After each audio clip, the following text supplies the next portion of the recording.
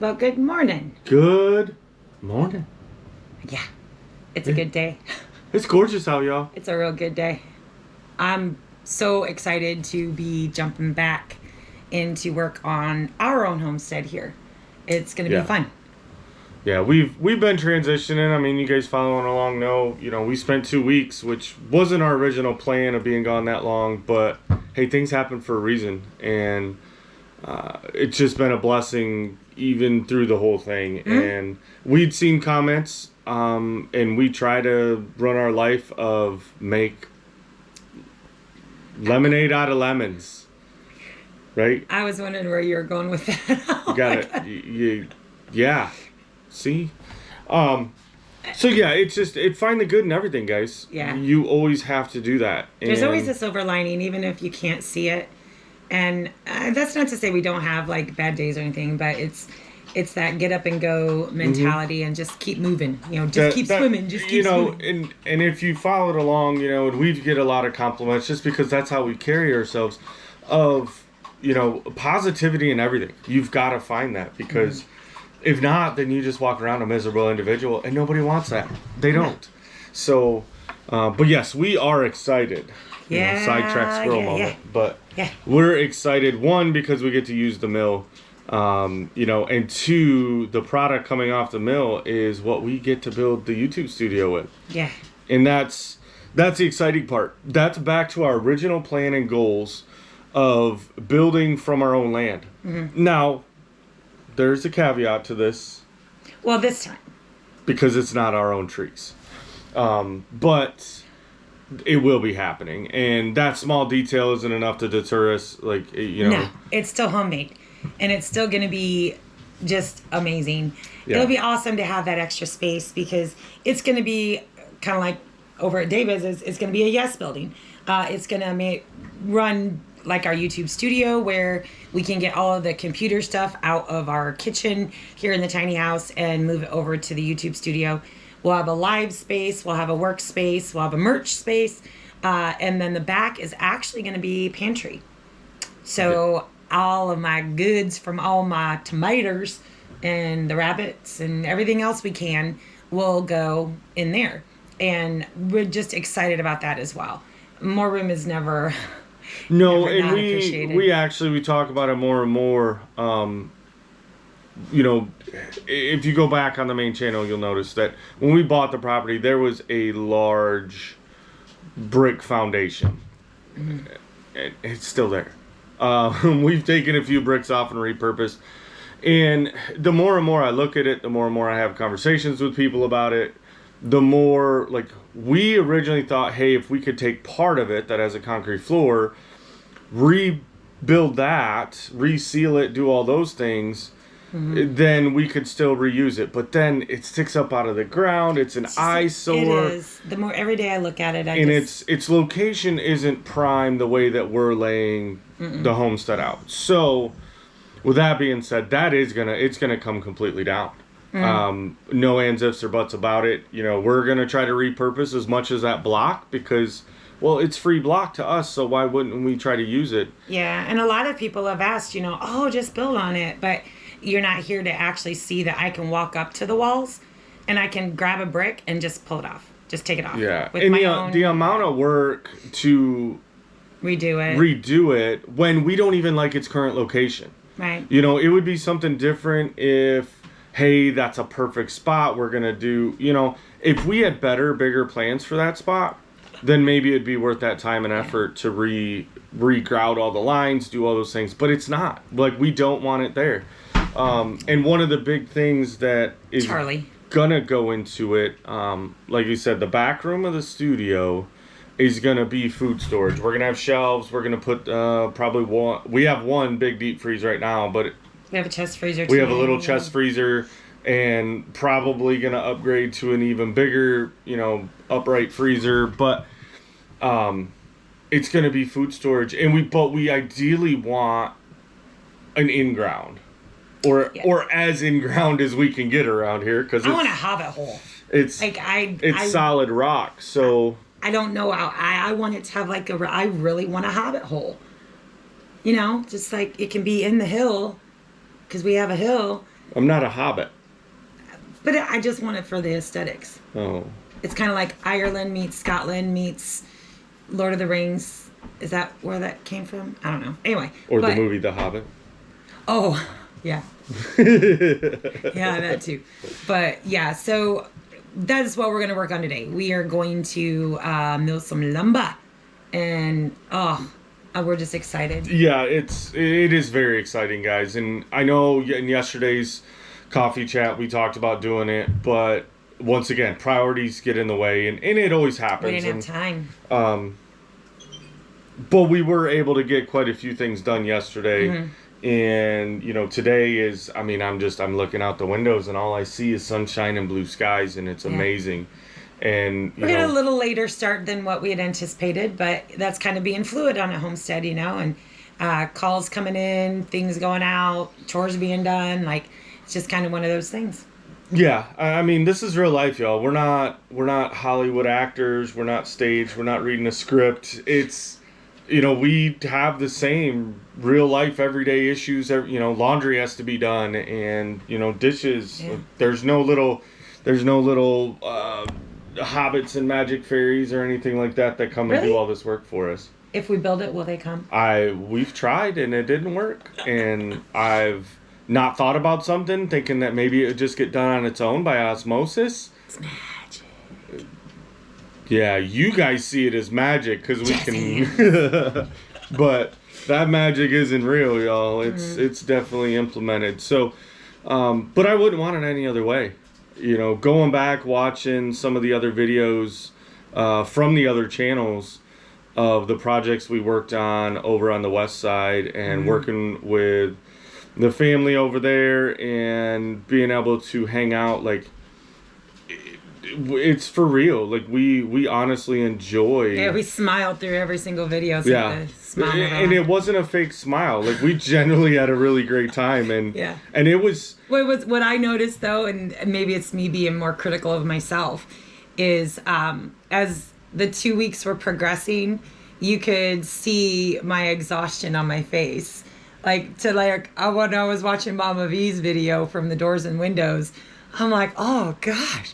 I look haggard. I'm just like, oh, you can really see that 2 week exhaustion there towards the end. And I'm like, oh my gosh, that's awful. And it was, I mean, typically we don't go, and we did have a couple rest days while we were there. We had 2. But, you know, normally we might have 1 or 2 rest days in a week, you know, depending on the weather, that kind of stuff. So it was a lot faster paced, but we enjoyed every minute. You know, the other part of the exhaustion is, even though we had the Nugget, which is our own space, you're not in your own space, if that makes sense. You know, we're not in home. She didn't have, you know, she's gotten really used to this full-size oven and stove, and not having all the amenities. Yeah. You know, but still made it happen. But we make it work. Like, the groceries were great, y'all. Like, that wasn't a lie. I mean, she kept us well fed, and I mean, I grew up camping, mostly tent camping, because we never had a camper. Although my stepdad did buy one of those old buses, almost like a VW bus, but it was like an offshoot brand, and it had a crank up. The rooftop. Yeah. You had to crank it up, and my girlfriends and I cleaned that thing, and because we were gonna have slumber parties in it, right? But there was this old odor that it didn't matter what you did, you know, to this van, it had that older odor.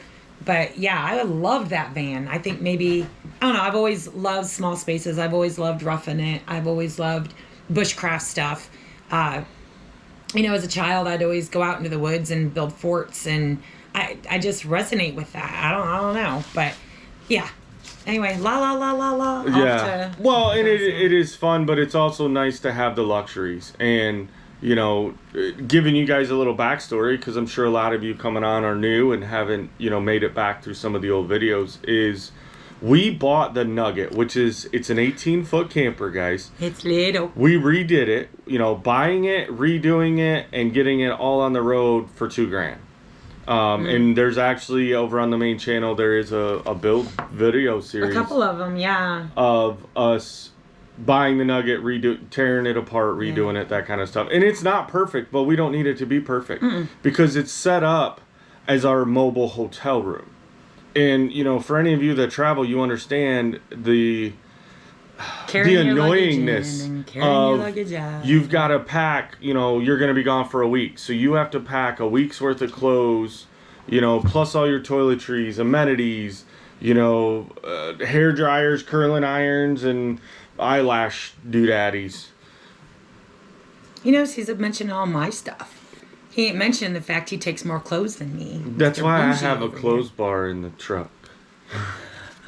But anyway, yes. If you haven't checked it out, you can go over to the main channel and check out the Nugget. And we actually do have a very large fifth wheel that we also got at a bargain price. Of course, we weren't YouTubers when we bought it, but we were snowbirders. And that's what we've lived in for a couple years now. And Jenna's actually in it right now until she builds her cabin. Yeah. But even before Jenna moved down, we recognized the fact that it's a chore to run off to the little short, you know, weekend things, doing it with the big fifth wheel. And we were fine. And so we are nomads by nature, and the Nugget just fit the bill. And that was the whole point and key of it, was small, that, you know, at 18 feet, it could fit in a typical driveway of a residence, you know, if we wanted to go. Or our kids' houses, Yeah, go visit our kids. It doesn't take a lot of room maneuvering it in maybe some smaller campgrounds. And we have plans at some point of even trying to do some total off-grid camping. Oh, I thought you were going down a different path. Yeah, I want to do off-grid. But no. We actually boondocking, I guess, is what it's called. Yeah, right? boondocking. But for those also that don't know, so we've had a regular travel trailer. We've had a tour bus, a Big Eagle, 40-some foot. It was an old Greyhound bus. Yeah, old Greyhound bus. We've done a school bus. We've done the fifth wheel. And now we've done the Nugget. And I want to do a transit bus next. Mm-hmm. You know, kind of like, because it would be really super cool to have like a Class C where, you know, although after breaking down, it was kind of nice being able to disengage. But yeah, we just, I don't know, we are geared towards that kind of thing to where we can just jump in and go. And I want to try a transit bus. We've done the commercial buses, we've done school buses, we've done campers. Like, I'd really love to do one of those transit buses and turn it into like a little mini Class C. And then, you know, have it wrapped with, you know, White Rock Homestead, and, you know, put a little coffee chat with the chickens on. Yeah. This is what gets you in trouble, because your brain just keeps going on to all these ideas. And they're all possibilities, y'all. Like, that's the greatest thing that I don't even know if I want to say greatest, right? But it is a great thing, and it's one of the things that I love the most about us is everything's an option. Like, you know, you run a scenario down your head, and that's where we have to pull the reins on ourselves and go, wait a minute. You know, and that's why, like, we lived in the fifth wheel for 2 years, which we knew. When we bought that, we knew we would be living in it for, we actually had predicted longer. Because until we made the plans to change and make the tiny house our home for now, we were waiting on the log cabin. We were going to wait on the log cabin. So we were looking at a longer period of time to be living in that fifth wheel. So to not be is amazing. And then things worked out to where, like, our daughter needed to move down here. Everything just works out the way it's supposed to. Yeah. And, you know, we don't sweat the small stuff. We just... No, there's no time for that. It's just roll with it. I mean, we have much more room here in the tiny house. Yeah. We have, you know, better amenities. We have a full it is beautiful laundry, all that kind of stuff. And so not a day goes by that I don't feel blessed to be able to live the life that we're living and being able to choose. And that's part of it, is the adventure. Like I said, the Nugget, we know it's not a long-term solution to what we want to do, because we're not tearing it completely down to the frame, which is what it needs, and rebuilding it up. So if we already know that we're going to have that work, if and when the deal comes for a small, like, transit bus, we don't want a full size, because the idea is still to be able to get in and out of small spaces. Right. And the last 2 weeks kind of proved that to us a little more. I mean, it did make us a little fearful to a point of, had we had a situation where the vehicle breaks down, at least this trip, when our truck broke down, we still had the Nugget, and we were able to get towed to a place as to where if we have the camper is the vehicle we're driving. But things are going to happen irregardless. You can't hold back for those what ifs. So but we definitely know we want to go small, and it's going to be super fun and super exciting, guys. Like it's hard to tell, right? And that we're excited about our adventures. A new boat, like, because we were big boaters and we sold our boats before we came. Which we purposely did. And if people have called me crazy, but we know us. And that is the biggest key to any of our successes, is we know how we are. And we're water people. We're big water people. You know, we purposely delayed bringing our kayaks down here. We left them in storage up north because nothing would have gotten done. We would have just spent our whole time traveling, finding rivers and lakes, and and the same thing with the boats. Like, we had 2 of them. We were half an hour away from Lake Michigan. Yeah. And we had a big enough boat that we took it out on Lake Michigan. And then we also had the pontoon, and we were 5 minutes away from another big lake. Just a small local lake. Right. And there would be beautiful days, and we'd look at each other knowing that we had work to do. And we're like, you want to go float? Let's go out on Lake Michigan. I mean, we totally shucked off the work. Yeah, all adult responsibilities were out the water as soon as I knew it took, 2 minutes to hook the truck up and we're on the road. So, and we were a well-oiled machine when it came to launching and pulling in. I knew what I had to do. I was always the one, feeding it in and, hooking things. We love it. And so we're kind of loosely in the market. If a good enough deal comes that we can't turn down on the kind of boat we're looking for, which is still up in the air too. It's just kind of like, we're several years away from that. We'll know the boat when we see it, kind of deal. And that's kind of how most of our deals go, is, randomly. We're not expecting to buy something. But we know that once we have the boat, it's going to be really hard to keep progress, because why have a boat and not go and enjoy it? And we're very close to a boat launch, and there's 2 very large lakes, one to the east, one to the west of us. We're almost dead in the middle of them, and they're beautiful. We've been on both of them, and we want to explore more of them, but we've got to. Oh, it even hurts to say. We have to adult and do responsible things. Yeah. And as our infrastructure grows and we get the major important things done around the homestead, and we have more free time. I don't know what that word is. I'm gonna have to Google what that means. Yeah. So, but we tasked you guys yesterday, and some of you came out and you did it, and we had to catch ourselves because we were gonna respond to some of your questions in the comments, and that's still gonna happen from time to time, guys. Like, we're still gonna respond what we can. I haven't even done comments yet this morning. We appreciate all of your comments and advice and positivity. And we had 2 questions that I actually saw that I was able to write down. And one of them is from...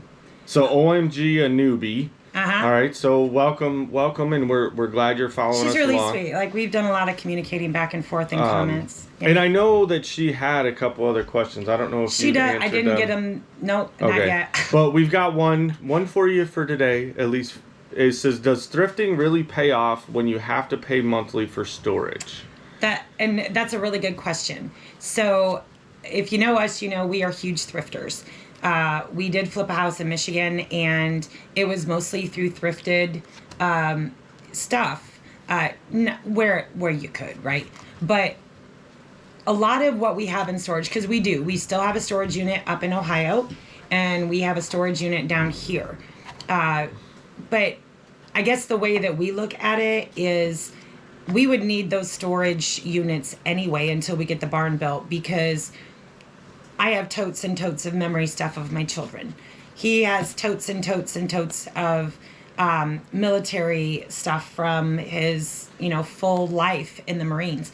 And we have a lot of personal items that, are sentimental to us that we did not part with when we did sell pretty much everything that didn't have an attachment to us. So we would have those storage units, and really the one up in Ohio is fairly empty, with the exception of some of Jenna's things and it was some of the of our bigger things. stuff. Yeah. And I guess my take on that question is yes and no, right? If you know that the storage, like our case, is a temporary solution, Yeah. then it could very well be, a better viable option.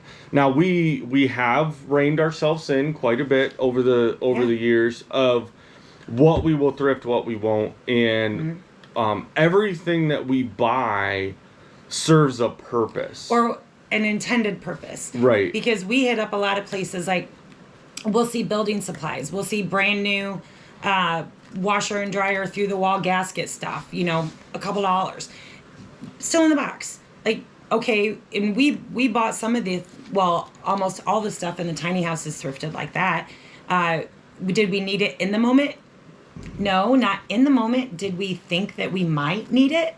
Absolutely. Perfect example is the RV toilet. We were at a thrift shop and still brand new in a box, a very expensive foot flush porcelain RV toilet. Brand new, never been installed, still in the box. $40. Yeah. And so it's, like I said, we thrift with a purpose, yet willy-nilly, because if we go to a thrift store and we're looking for a specific, hey, we need this mug or, whatever it is, this object, we won't find one. Or we find them, but then it's like, okay, they're not, we don't want to pay that price for them.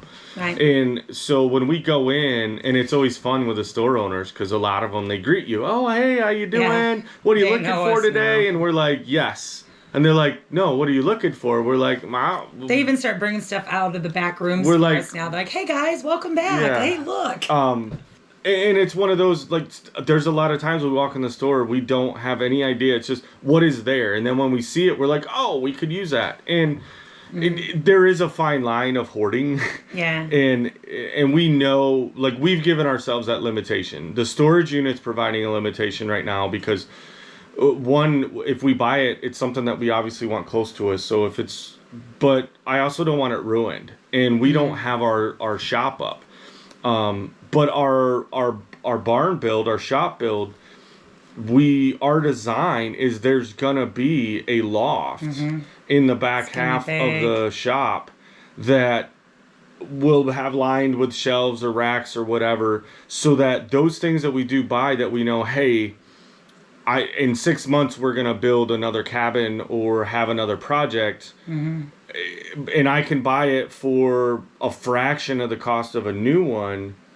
Then we're going to do that, and then it can go up there. And then as things fill up there, if we run out of room, then we're done. Like, yeah. And so you have to be able to do it and set a limit or a restriction on yourself. And I think it matters, too, like, what you're buying. Because we're not trinket people. We're not, and nothing against anybody that is. Like, I don't like to dust. We just don't have time. I do, and I dust a lot. I don't want to dust a lot of little knickknacks and that kind of stuff. It has to serve a purpose, and I think that's why I'm drawn to a lot of the vintage kitchen stuff, because it has to serve a purpose. And living small and tiny, you can't have excess. And if it this morning I moved the bread box. Okay, there's a little bit of a reason why I moved the bread box, but could I better utilize that space? Yes, I could. So I'm trialing out not using the bread box. I cleaned a cabinet for the bread.